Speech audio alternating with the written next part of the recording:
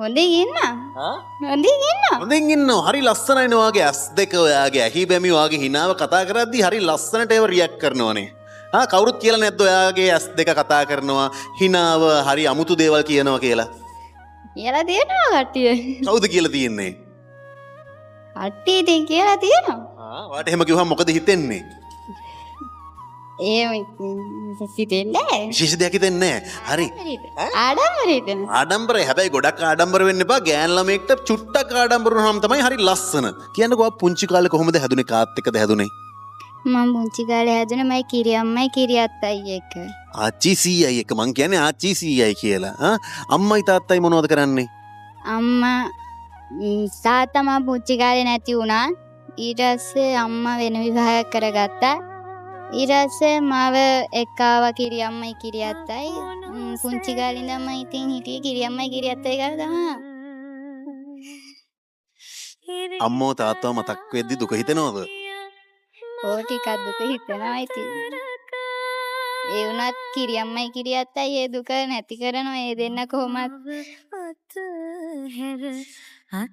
ඒ දෙන්න ඒ දුක දැනෙන්න මට ඉඩ දුන්නේ නැහැ.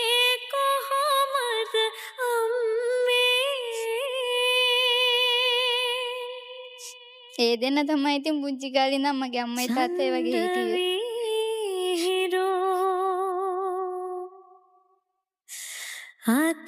අම්මව දකින්න ආසයිද? අම්මව දැකලා තියෙනවා. අම්මා ඒත් දැන් එන්නේ යන්නේ නැහැ. පුංචි කාලේ දැක්කට පස්සේ ආයෙ දැක්කේ නැහැ. ඔයාට මොකද හිතෙන්නේ අම්මා ගැන? අම්මා ගැන ඉතින් එහෙම අම්මා ගැන තරහක් හිතෙන්නේ නැහැ මට. අම්මට නැති බැරිකමක් ඉඳ වෙන්නේ නැති ඉතින් අම්මත් එහෙම කරගන්නේ. ඉතින් අම්මා ගැන මට තරහක් නැහැ. තාමත් හිතේ තරහක් නැහැ අම්මා ගැන.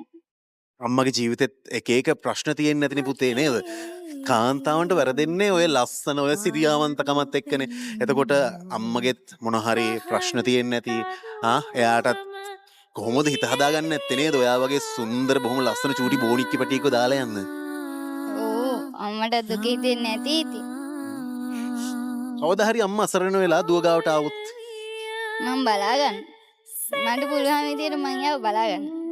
ඇත්තට මං ඔයාව දැක්කේ චූටි සුරංගනාවියක් ඇවිල්ලා මෙතන ඇඳුම් මහනවා වගේ. හැබැයි මට ඔයාගේ හිනාව ඇතුලේ ඔයාගේ චූටි ඇස් දෙක ඇතුලේ පොඩි දුකක් තේරුණා. ඒ නිසා දැන් මං ගොඩාක් දෙනෙක් කතා කරලා තියෙනවනේ මේ වැඩසටහන ඇතුලේ. එතකොට මට තේරෙනවා මොකක් හරි හිතේ තියෙන දෙයක් තියෙනවා කියලා. ඒ නිසා මං ඇහුවා ඔයා අඬවන්න නෙවෙයි.